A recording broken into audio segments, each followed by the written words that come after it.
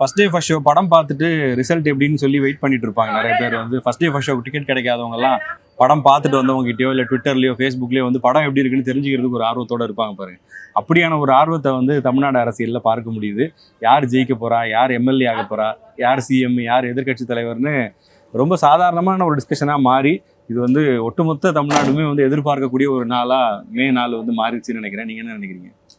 மே 4 வந்து தான் நமக்கு அஃபிஷியலாக தெரியும். அன்னைக்கு தான் வந்து கவுண்டிங் டே.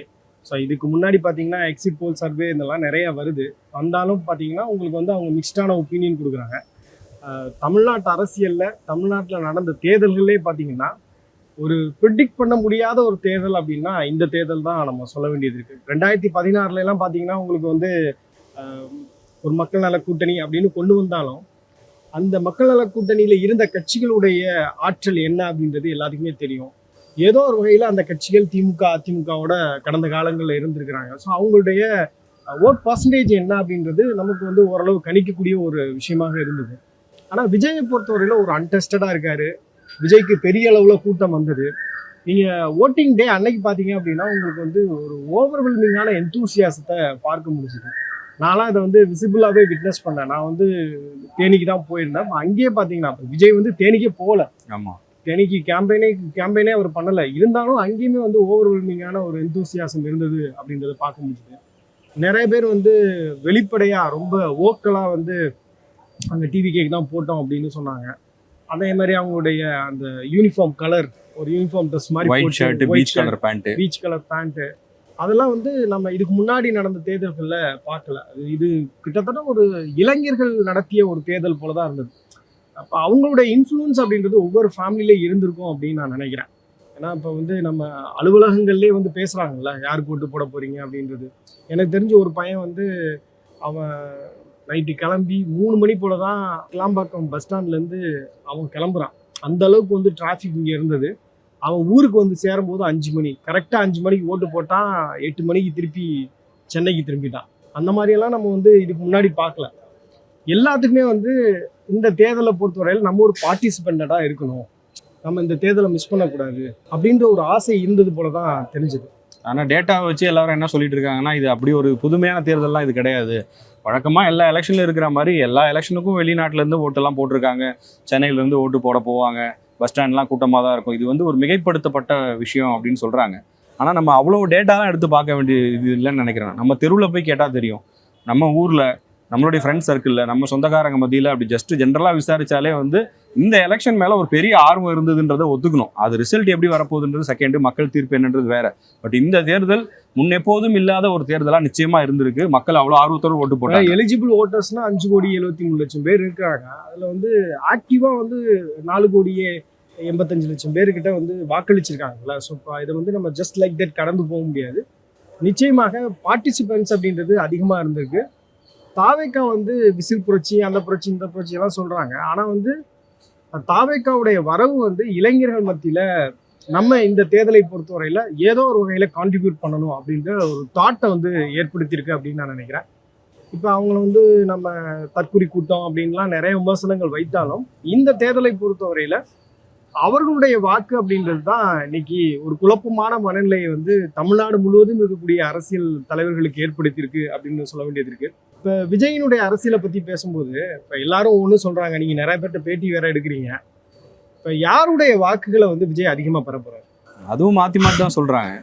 இப்போ திமுக கூட்டணியில் இருக்கவங்களை கேட்டிங்கன்னா அதிமுக ஓட்டு தான் அதிகமாக போகும்னு சொல்கிறாங்க. அதுவே என்டிஏல இருக்கவங்களை கேட்டால் இல்லை அவர் வந்து கிறிஸ்டியன் முஸ்லீம்ஸ் ஓட்டை தான் பிரிப்பார், அந்த ஓட்டு எங்கே இருக்குன்னு உங்களுக்கு தெரியும், அதனால் அவங்களுக்கு தான் பாதிப்புன்னு இன்னை வரையும் சேஃப் கேம் தான் விளையாடிட்டு இருக்காங்க எல்லாரும். பட் ஆனால் நம்ம வெளியில் போய் பேசினோம் அப்படின்னா அந்த கோரான டிஎம்கே ஓட்டர்ஸ் டிஎம்கேக்கு தான் போடுறாங்க, சந்தேகம் இல்லை. அந்த மாதிரி கோரா ஏடிஎம்கே ஃபாலோவராக இருக்கவர், அம்மா ஃபாலோயர், எம்ஜிஆர் ஃபாலோயர்னு சொல்கிறவங்க அங்கே தான் இருக்காங்க பெருசாக. பட் ஆனால் ஆதரவாக போட்டிருப்பாங்க இல்லையா. நான் கட்சியிலலாம் இல்லைங்க, ஆனால் வந்து ரெட்டைலைக்கு போட்டு பழக்கப்பட்டவன், நான் கட்சியிலலாம் இல்லைங்க ஆனால் உதயசூரியனுக்கு தான் போடுவேன், அது என்னமோ தெரிலங்க. அப்படி இருந்த அந்த கேட்டகரியில் வந்து பெரும்பாலானவர்கள் வந்து விஜய் பக்கம் வந்திருக்காங்க. அதில் முதல் முறை வாக்காளர்கள் இவங்க வந்து எக்ஸெப்ஷனு. 25 வயசுக்கு உட்பட்டவர்கள்லாம் பெரும்பாலானவர்களுக்கு இது முதல் தேர்தலாக இருந்திருக்கும். பட் 25லேருந்து 40க்குள்ளே இருக்கிறவங்க ஏற்கனவே 1 முறையோ 2 முறையோ அதிகபட்சம் 3 முறையோ கூட தேர்தல்களில் பார்லிமெண்ட்டு, அசம்பிளின்னு மாற்றி ஓட்டு போட்டவங்க இருப்பாங்க. இப்போ அவங்களுக்குலாம் என்ன அப்படின்னா ஏதோ ஒரு விஷயம் இங்கே நடக்குது, ஒரு திருவிழா மாதிரி எடுத்துக்கிறாங்க. சில பேர் வந்து இது ஒரு ட்ரெண்டு, இந்த ஐபிஎல் மேட்ச்சில் வந்து தோனிக்கு ஒரு பீக்கான இது இருக்கிற டைமில் பார்த்தீங்கன்னா எப்படி கஷ்டப்பட்டாவது போய் ஒரு மேட்சாவது நேரில் பார்த்துருவாங்க. ஏன்னா அந்த டிக்கெட் காஸ்ட் ரொம்ப அதிகம், எல்லாராலையும் அஃபோர்ட் பண்ண முடியாது. அதை அஃபோர்ட் பண்ண முடியாதவங்க கூட வந்து பார்த்தீங்கன்னா ஏதோ ஒரு வகையில் நேரில் போய் பார்த்துடணும். இத்தனைக்கும் தோனி வந்து அங்கே பெருசாக பர்ஃபார்ம் பண்ண மாட்டார். அந்த தோனியோட என்ட்ரியை பார்க்கறதுக்காகவே சிஎஸ்கே மேட்சுக்கு போனவங்கலாம் நிறைய இருக்காங்க.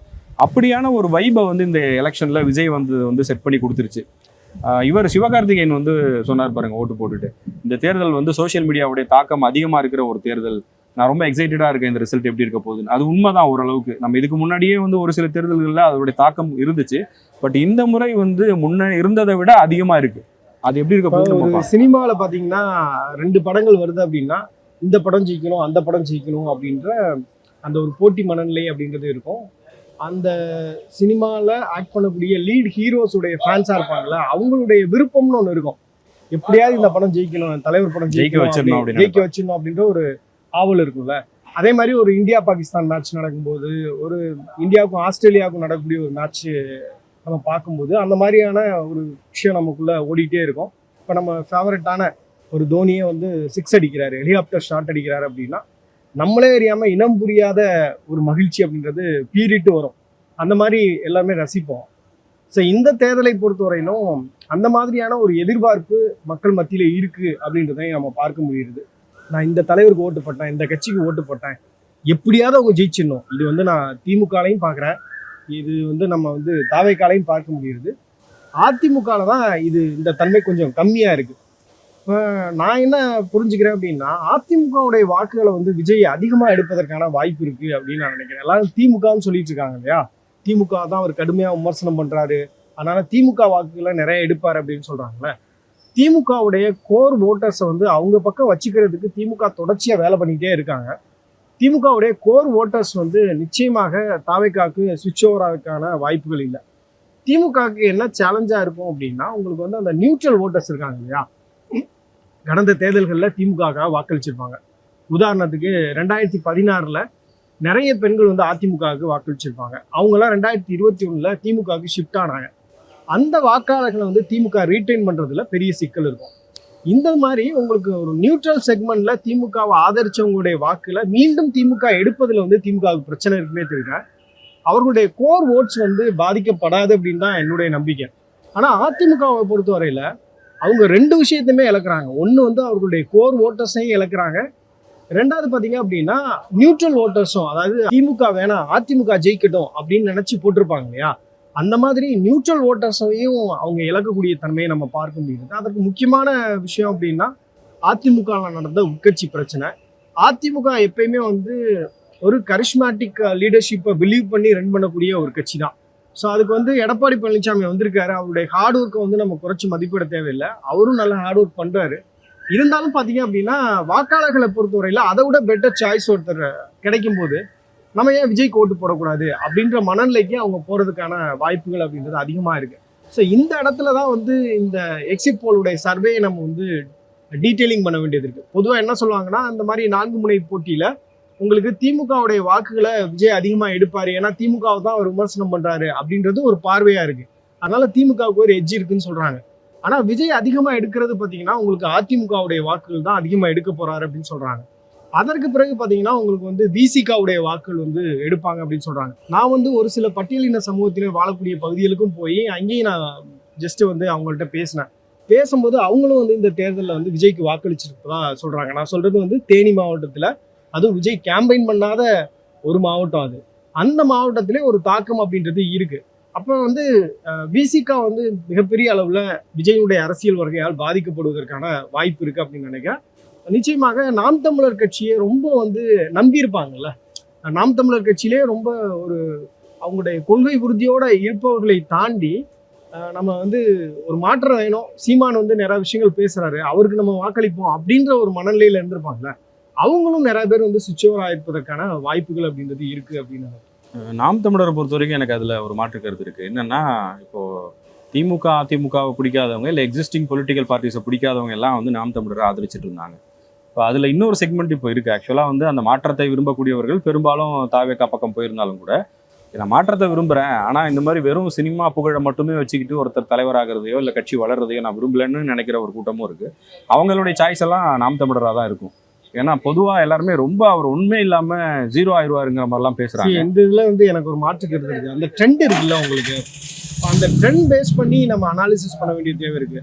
இப்ப சீமானை தாண்டி உங்களுக்கு வந்து சாட்டை துறைமுகனுடைய வீடியோவுடைய ரீச் அப்படின்றது அதிகமா இருக்கு. ஏதோ ஒரு வகையில வந்து சாட்டை துறைமுருகன் வந்து சீமானை ஷாடோ பண்ணிட்டாங்க அப்படின்னு தான் என்னுடைய பார்வை.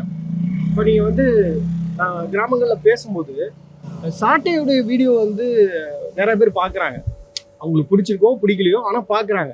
இப்போ சீமானுடைய கேம்பெயின் வந்து இந்த தேர்தலை பொறுத்தவரையில பேசவே படலை. அது 2024 நாடாளுமன்ற தேர்தலாக இருக்கட்டும், அதுக்கு முன்னாடி நடந்த தேர்தல்களில் எப்பயுமே வந்து அவருடைய கேம்பெயின் வந்து ஒரு தனித்துவமாக இருக்கும். அதை பற்றியெல்லாம் பேசுவாங்க. அவங்களுக்கு ஒரு மீடியா ஸ்பேஸ் அப்படின்றது நிறைய கிடைச்சிது. சோஷியல் மீடியாவில் அவங்க ரொம்ப வந்து ஆக்டிவாக இருந்தாங்க. அவர்கள் தொடர்பான செய்திகள் நம்ம அதிகமாக பார்க்க முடிஞ்சுது. அப்படி தான் வந்து அந்த கிரெடிபிலிட்டி, பிலீவபிலிட்டியை வந்து சீமான் களத்தில் ஏற்படுத்தினார். அதற்கு கிடைத்த வாக்குகள் தான் அவர் வாங்கினது எல்லாமே. ஆனால் இந்த தேர்தலை பொறுத்தவரையில் அவர் வந்து அந்த ட்ரெண்ட்ல இல்லை அப்படின்றதும் ஒரு பெரிய பிரச்சனையாக நான் நினைக்கிறேன். இப்போ நீங்கள் வந்து திமுகவை பற்றி நம்ம சோஷியல் மீடியாவில் பார்க்க முடிகிறது. அதே மாதிரி களத்தில் பேசும்போதும் திமுகவுடைய அந்த அவங்க கொண்டு வந்திருக்கக்கூடிய ஸ்கீம்ஸை பற்றி மக்கள் பேசுகிறாங்க. ஏதோ ஒரு வகையில் வந்து திமுக என்கேஜ் பண்ணிகிட்டே இருக்கிறாங்க. அதிமுகவை பொறுத்தவரையில் அவங்க வந்து அவங்களோட உட்கட்சி பிரச்சனை இதெல்லாம் நடந்தது. இப்போ பார்த்தீங்கன்னா ரீசெண்ட் டேஸில் எடப்பாடி பழனிசாமி ரொம்ப ஓக்கலாக இருந்தது, பேசப்பட்டது. மீடியாவும் வந்து ஒரு பெரிய ஸ்பேஸ் வந்து எடப்பாடி பழனிசாமிக்கு லாஸ்ட் ஒரு 1 மந்த்தில் கொடுத்துருக்குறாங்க. அது இல்லாமல் பாஜக அலைன்ஸில் இருக்கிறது ஒரு கூடுதல் பலம் அவங்களுக்கு, இதெல்லாம் இருந்தது. ஆனால் சீமானை பொறுத்தவரையில் இந்த தேர்தலில் அவர் வந்து ஒரு பேசு பொருளாகவே இல்லை. எப்பெல்லாம் அவர் வந்து விஜய் எதிர்ப்பை ரொம்ப தீவிரமாக முன் வச்சாரோ, அதாவது விஜயுடைய அந்த முதல் மாநாடு இருக்குல்ல, அதற்கு பிறகு வந்து ஒரு பெரிய கவனம் அவருக்கு கிடைச்சது. ஆனால் அதற்கு பிறகு அப்படியே அது வந்து ஸ்லோ டவுன் ஆகி நீங்கள் எலெக்ஷனுக்கு ஒரு 10 நாளைக்கு முன்னாடி பார்த்தீங்கன்னா அவர் தொடர்பான செய்திகளே இல்லை. அவர் வந்து அந்த மீடியா ஸ்பேஸில் இல்லை அப்படின்றதும் ஒரு பின்னடைவு அப்படின்னு நான் நினைக்கிறேன். அந்த வகையில் தாவேகாவுக்கு இந்த தேர்தலை பொறுத்தவரையில் அவங்களுக்கு வந்து நிறைய மீடியா ஸ்பேஸ் கிடச்சிது. அதே மாதிரி விஜயுடைய அந்த ஃபைனல் கேம்பெயின் வந்து அவருக்கு பெரிய அளவில் ஹெல்ப் பண்ணது அப்படின்னு சொல்கிறாங்க. அந்த லாஸ்ட் 2 days வந்து சென்னை ஃபுல்லாக வந்து ரோட் ஷோ பண்ணது, அப்புறம் வந்து ஃபைனலாக வந்து ஒரு 45 minutes அவர் பேசுனது, அது வந்து ஒரு பெரிய தாக்கத்தை ஏற்படுத்தி இருக்குது. குறிப்பாக அந்த இளைஞர்கள்ட்ட நம்ம பேசும்போது என்ன சொல்கிறாங்க அப்படின்னா, விஜய் வந்து எல்லாத்தையும் விட்டுட்டு நமக்காக வந்திருக்காரு அப்படின்ற அந்த ஒரு பிச் இருக்குல்ல, விஜய் எல்லாத்தையும் விட்டுட்டு நமக்காக எப்போ வந்தார் அப்படின்ற நிறைய கேள்விகள் இருக்குது அதுக்குள்ள.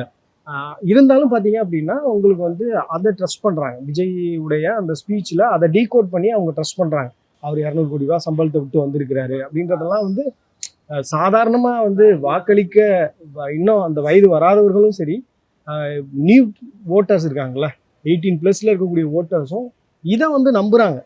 விஜய் வந்து அவர் கேட்டுக்கு முன்னாடி நிற்கிறவங்கள கூட பார்க்க மாட்டாரு அப்படின்றதெல்லாம் விமர்சனமா இருக்கு. ஆனால் வந்து மக்களை பொறுத்தவரையில விஜய் வந்தா செய்வார் அப்படின்ற அந்த நம்பிக்கையை ஏற்படுத்தியிருக்காரு. அது வந்து குடும்பங்கள்ல ஒருவேளை வந்து அவங்க பேரண்ட்ஸ் இருக்காங்க அப்படின்னா அந்த பேரண்ட்ஸையும் கன்வின்ஸ் பண்றதுக்கு ஒரு போட்டி அப்படின்றது இருந்தது அப்படின்றதையும் கவனிக்க முடியும். கண்டிப்பா. அதாவது விஜயோட வருகை எங்க தொடங்கி எங்க வரையும் வந்திருக்குன்றதுக்கு நான் ஒரு உதாரணமா என்ன பார்க்குறேன்னா, விஜய் வீட்டு முன்னாடி எப்போ அவர் கட்சி ஆரம்பிச்சாரோ, எப்போ அவருடைய மூமெண்ட்ஸ் எல்லாம் வெளியே தெரிய ஆரம்பிச்சதோ, அப்போலேருந்தே அவர் வெளியே வர போறாருன்னா அங்கே போய் சில 100 பேராவது குறைந்தபட்சம் நிற்கிறத நம்ம பார்க்குறோம். முதல்ல நின்னவங்க கையில் செல்ஃபோனாக நின்றுட்டு இருந்தாங்க, பெரும்பாலும் செல்ஃபோனாக நின்றுட்டு இருந்தாங்க. கடைசியில் நேற்று பார்த்தீங்க அப்படின்னா நிறைய பேர் கையில் மனுக்களோட நின்றுட்டு இருந்தாங்க. அதுவே ஒரு டிரான்ஸ்ஃபர்மேஷன் நான் பார்க்குறேன். செல்ஃபோனோட நின்றுட்டு இருந்தவங்க அவரை பார்த்தோன்றதை ஃபோட்டோ எடுத்தால் போதும்னு நினச்சாங்க. இப்போ கையில் மனுக்களோட நிற்கிறாங்கன்னா அவங்க நம்ப ஆரம்பிச்சிட்டாங்க, இவர் ஏதோ பண்ண போறாரு, இவர்கிட்ட கொடுத்தா ஒரு பிரச்சனை சரியாகுன்ற இடத்துக்கு விஜய் நகர்ந்து வந்திருக்கிறாருன்னு நான் பார்க்குறேன். ஆனால் அவர் கார் கண்ணாடியை கூட திறக்கல. ஆமாம், அது ஒரு தவறான அணுகுமுறை தான். ஏன்னா குறைந்தபட்சம் அவங்க என்ன எழுதி கொடுத்துருக்க போகிறாங்க, ஏதாவது ஒரு படிப்பு செலவுக்கு ஏதாவது கேட்டிருக்கலாம், இல்லை மருத்துவ உதவிக்கு ஏதாவது கேட்டிருக்கலாம். குறைந்தபட்சம் அவரால் அதை நிறுத்தி வாங்க முடியலனா கூட அதுக்கு அங்கே ஒரு பர்சனை டெபியூட் பண்ணி யாரெல்லாம் மனு கொடுக்குறாங்களோ வாங்குங்க, அதை தனிப்பட்ட முறையில் விஜயாலேயோ இல்லை தாவேகாவோ சரி பண்ண முடியும்னா அதை சரி பண்ணலாம்.